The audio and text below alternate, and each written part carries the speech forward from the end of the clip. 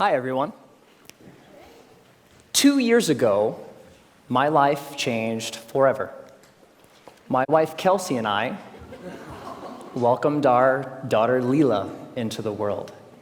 Now, becoming a parent is an amazing, amazing experience. Your whole world changes overnight, and all of your priorities change immediately, so fast that it makes it really difficult to process sometimes. Now, you also have to learn a tremendous amount about being a parent, like, for example, how to dress your child. This was new to me. This is an actual outfit. I thought this was a good idea. And even Leela knows that it's not a good idea. So there was so much to learn and so much craziness all at once. And to add to the craziness, Kelsey and I both work from home. We're entrepreneurs. We run our own businesses. So Kelsey develops courses online for yoga teachers. I'm an author. And so I'm working from home. Kelsey's working from home. We have an infant, and we're trying to make sure that everything gets done that needs done.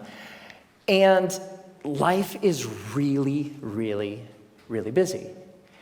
And a couple weeks into this amazing experience, when the sleep deprivation really kicked in, like around week 8, I had this thought, and it was the same thought that parents across the ages internationally, everybody has had this thought, which is, I am never going to have free time ever again. And somebody said it's true. Yeah, it's not exactly true, but it feels really, really true in that moment. And this was really disconcerting to me, because one of the things that I enjoy more than anything else is learning new things. Getting curious about something and diving in and fiddling around and learning through trial and error and eventually becoming pretty good at something. And without this free time, I didn't know how I was ever going to do that ever again. And so I'm a big geek. I want to keep learning things. I want to keep growing. And so what I decided to do was go to the library and go to the bookstore and look at what research says about how we learn and how we learn quickly. And I read a bunch of books, I read a bunch of websites, and trying to answer this question, how long does it take to acquire a new skill? You know what I found? 10,000 hours. Anybody ever heard this? 10,000. It takes 10,000 hours. If you want to learn something new, if you want to be good at it, it's going to take 10,000 hours to get there. And I read this in book after book and website after website, and my mental experience of reading all of this stuff was like, no! I don't have time. I don't have 10,000 hours. I am never going to be able to learn anything new ever again. But that's not true. So 10,000 hours, just to give you a rough order of magnitude, 10,000 hours is a full-time job for 5 years. That's a long time. And we've all had the experience of learning something new, and it didn't take us anywhere close to that amount of time, right?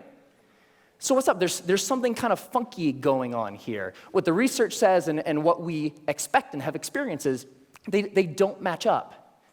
And what I found, here's the wrinkle. The 10,000 hour rule came out of studies of expert level performance. There was a professor at Florida State University. His name is K. Anders Ericsson. He's the originator of the 10,000 hour rule.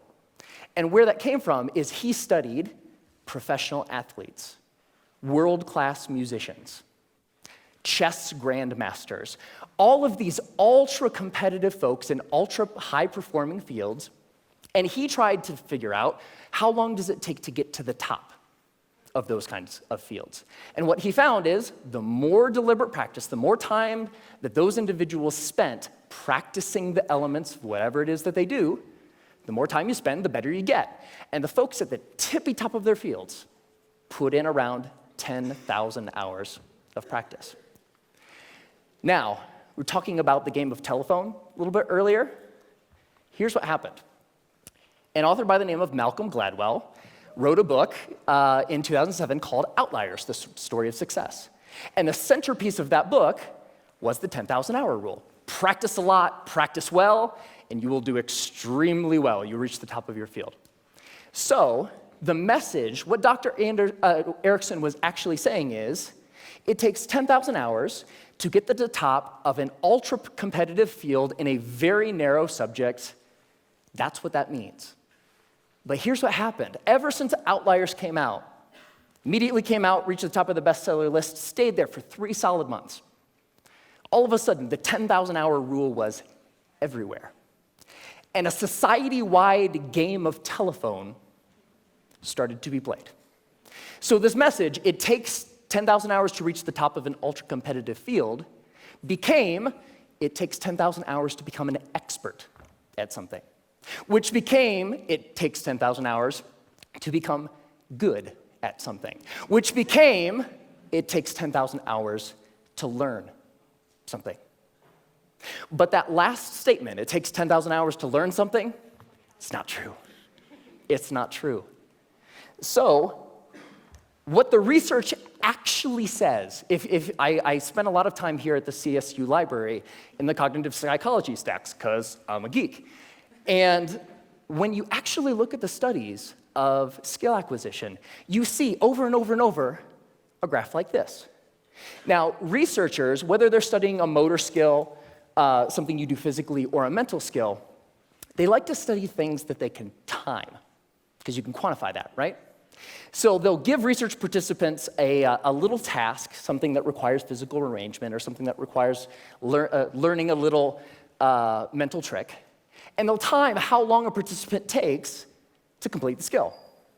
And here's what this graph says. When you start, so when researchers gave participants a task, it took them a really long time because it was new and they were horrible. With a little bit of practice, they get better and better and better, and that early part of practice is really, really efficient. People get good at things with just a little bit of practice. Now, what's interesting to note is that if, we don't really, for skills that we want to learn for ourselves, we don't care so much about time, right? We just care about how good we are, whatever good happens to mean. So if we relabel performance time to how good you are, the graph flips, and you get this famous and widely known, this is the learning curve. And the story of the learning curve is when you start, you're grossly incompetent and you know it, right? With a little bit of practice, you get really good really quick. So that early level of improvement is really fast. And then at a certain point, you reach a plateau, and the subsequent gains become much harder to get. They take more time to get.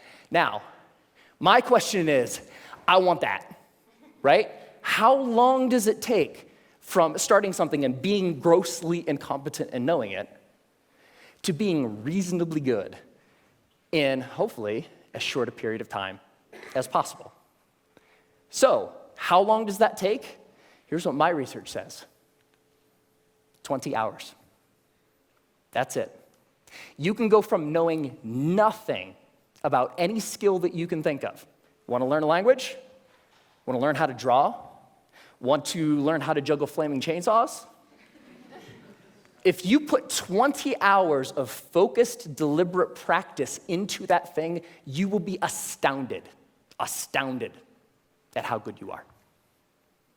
20 hours is doable. That's about 45 minutes a day for about a month, even skipping a couple days here and there. 20 hours isn't that hard to accumulate. Now, there's a method to doing this, because it's not like you can just start fiddling around for about 20 hours and expect these massive improvements. There's a way to practice intelligently. There's a way to practice efficiently that will make sure that you invest those 20 hours in the most effective way that you possibly can. And here's the method. It applies to anything. The first is to deconstruct the skill. Decide exactly what you want to be able to do when you're done, and then look into the skill and break it down into smaller and smaller pieces. Most of the things that we think of as skills, are actually big bundles of skills that require all sorts of different things. The more you can break apart the skill, the more you're able to decide what are the parts of this skill that will actually help me get to what I want, and then you can practice those first. And if you practice the most important things first, you'll be able to improve your performance in the least amount of time possible. The second is learn enough to self-correct. So get 3 to 5 resources about what it is you're trying to learn. Could be books, could be DVDs, could be courses, could be anything. But don't use those as a way to procrastinate on practice. I know I do this, right? Get like 20 books about the topic. It's like, I'm gonna start learning how to program a computer when I complete these 20 books. No, that's procrastination. What you want to do is learn just enough that you can actually practice and self-correct or self-edit as you practice. So the learning becomes a way of getting better at noticing when you're making a mistake and then doing something a little different. The third is to remove barriers to practice. Distractions, television, internet, all of these things that get in the way of you actually sitting down and doing the work. And the more you're able to use just a little bit of willpower to remove the distractions that are keeping you from practicing, the more likely you are to actually sit down and practice, right? And the fourth is to practice for at least 20 hours. Now, most skills have what I call a frustration barrier. You know, the grossly incompetent knowing it part. That's really, really frustrating. We don't like to feel stupid.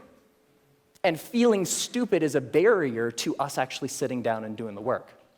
So by pre-committing to practicing whatever it is that you want to do for at least 20 hours, you will be able to overcome that initial frustration barrier and stick with the practice long enough to actually reap the rewards.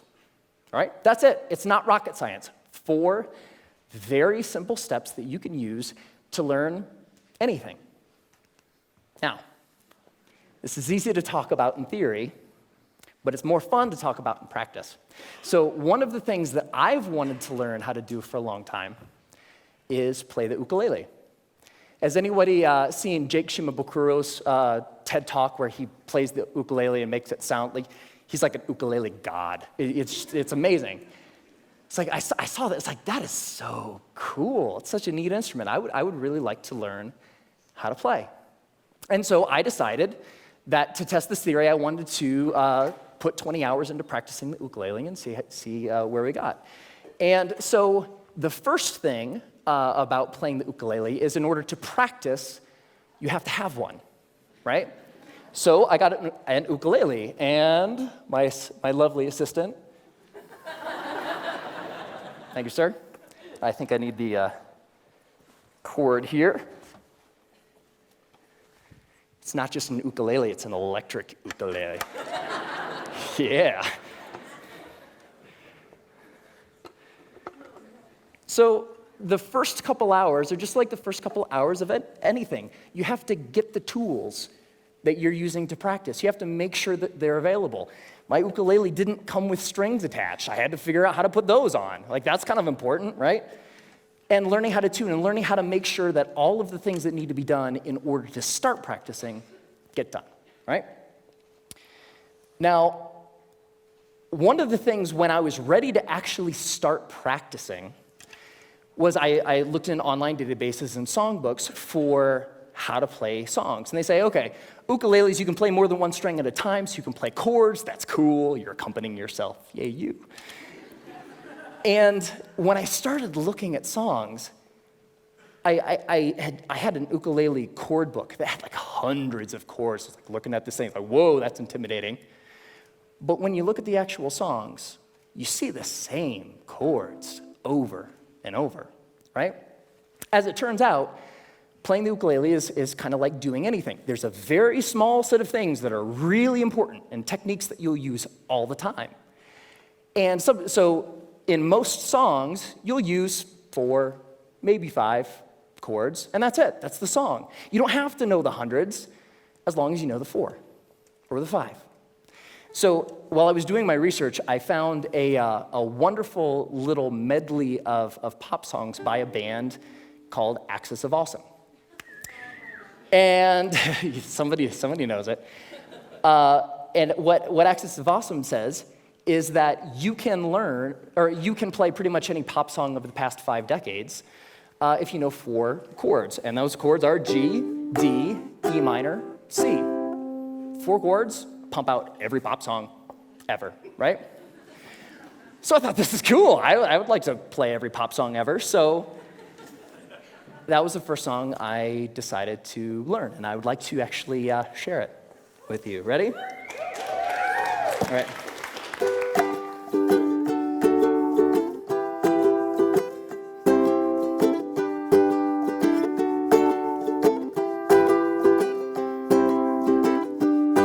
Just a small town girl living in a lonely world.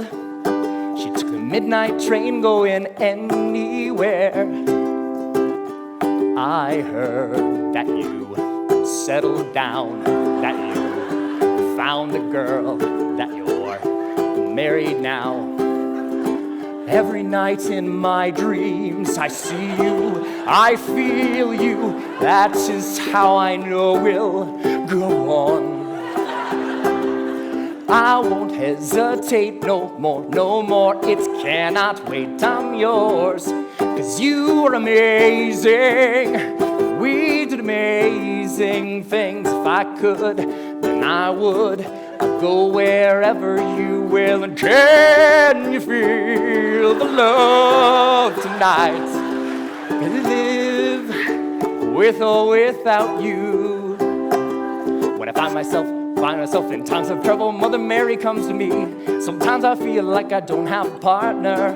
No woman, no cry, mama, the surely is a dream. I come from London under. Once a jolly swag man camped by a billabong. Hey, I just met you, and this is crazy, but here's my number, so call me. Hey, sexy lady, whoop, whoop, whoop, whoop, whoop 'em Gangnam style. Time to say goodbye. Closing time. Every new beginning comes from some other beginning's end.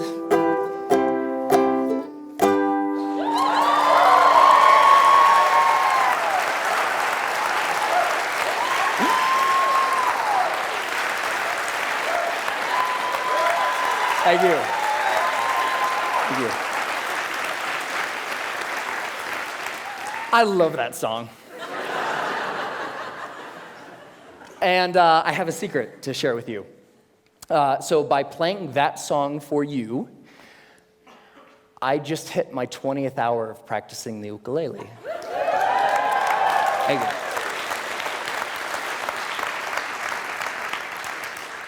And so it's amazing, pretty much anything that you can think of. What do you want to do?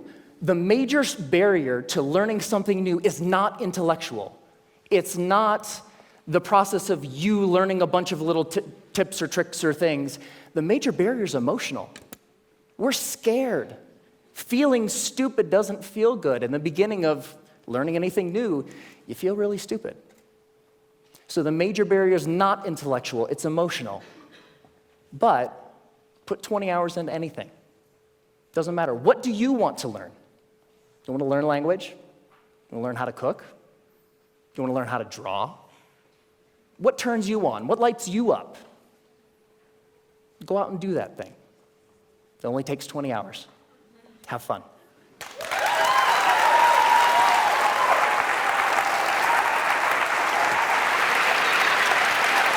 Great job.